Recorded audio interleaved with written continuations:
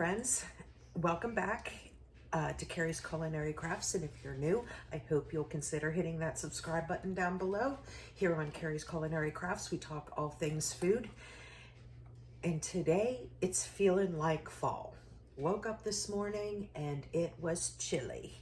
It's in the 40s. It's supposed to get up to 70 or 72 today, but for right now, it's quite chilly in the house. So that kind of like put me in the fall mode. And since I have everybody home, my granddaughter is here this weekend and both of my sons, I figured I would go ahead and make a nice fall treat because I don't really have any treats in the house right now. Like the lemon zucchini bread is gone, everything is gone. So I figured I would go ahead and make some pumpkin chocolate chip cookies. So I hope you'll come along with me and let's get to making some cookies. But first, coffee.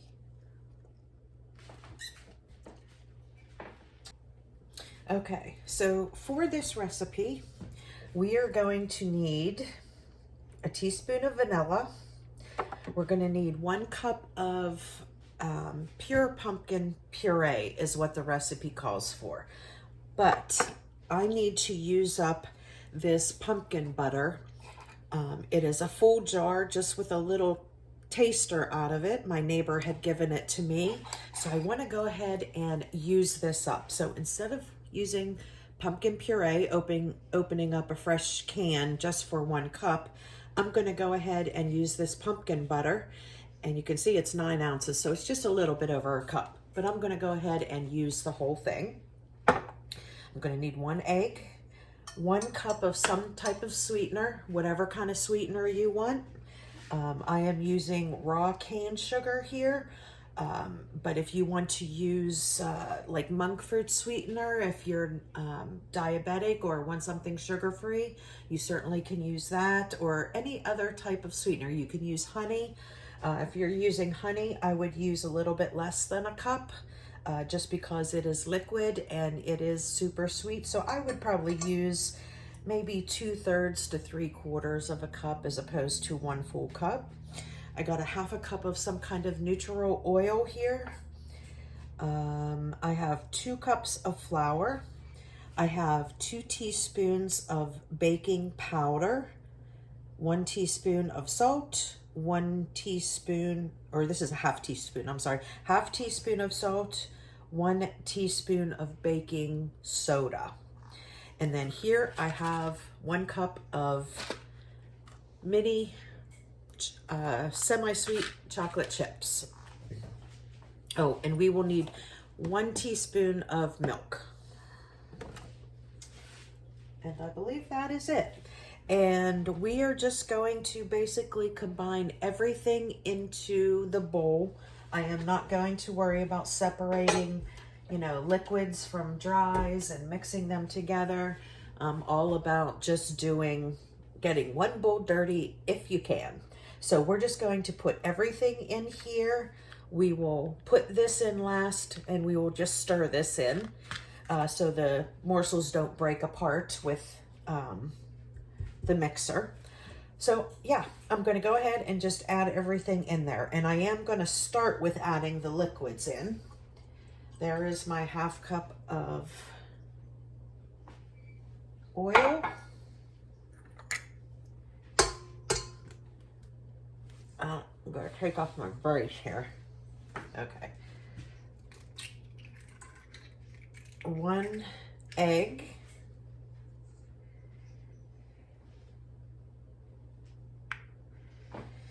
Okay, and then I'm going to add this pumpkin butter.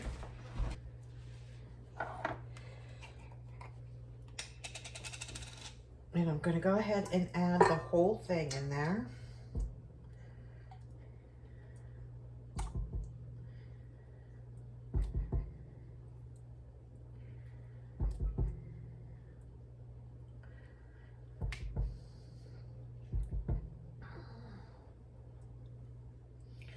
Remember, guys, don't forget to get creative whenever you're making something. If you don't have something or you have something that you want to use up, just adjust your recipe to what you need to. If, you know, I have this pumpkin butter. That's not what the recipe called for, but it was something that I needed to go ahead and use up. So I was just thinking of something pumpkin that I could make to use this up. Okay, and then we're gonna put in our 1 cup of whichever sweetener of your choice.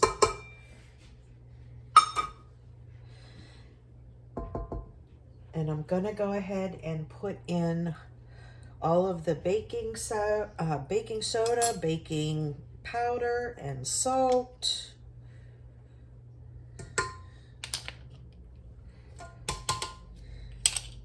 And I'm gonna go ahead and give this a mix first before I add in the flour. We need to add a teaspoon of vanilla and a teaspoon of cinnamon. And I have these little 1/2 teaspoon spoons in here. So in order to make a full teaspoon, I either do a heaping spoonful or just do 2 leveled off spoons. Okay, now I'm gonna get my paddle on here and we are going to get mixing.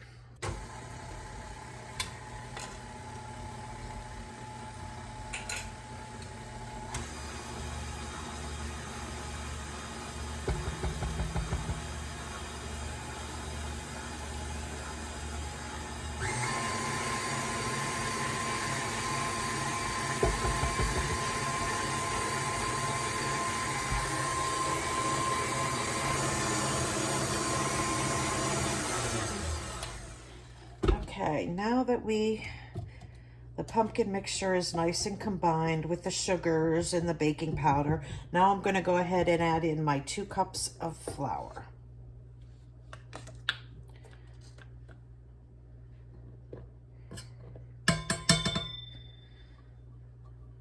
Okay, and I just realized I did not add in my teaspoon of milk. So I'm just going to pour just a little juice in there.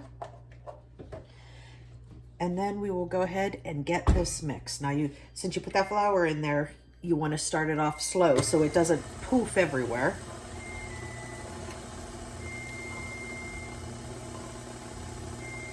My oven is letting me know it's ready.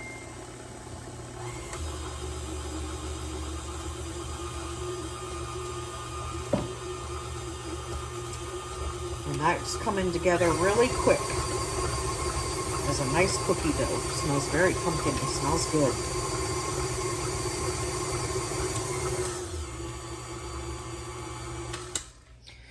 Okay.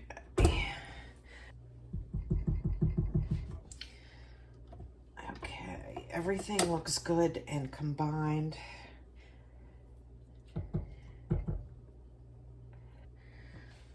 All right.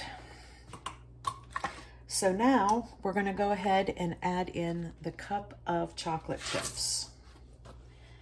And we're just going to stir those in.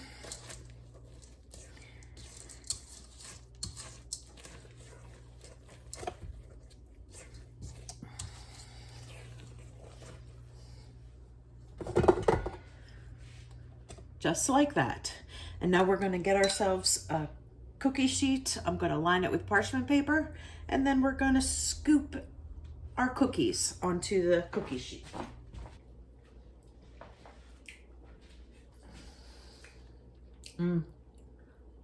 Batter's good.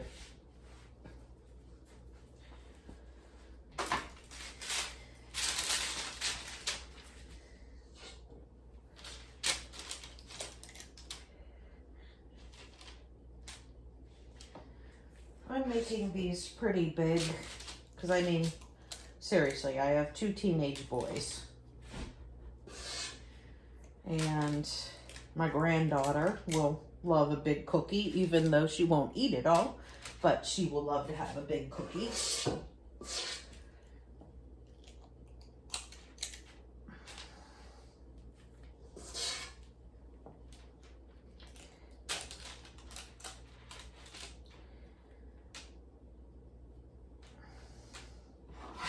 Now these are probably 2 tablespoons. I'm not sure how it looks up on there, but this is a 1 tablespoon cookie scoop, and I'm making them quite heaping, so it's probably about 2 tablespoons worth of dough.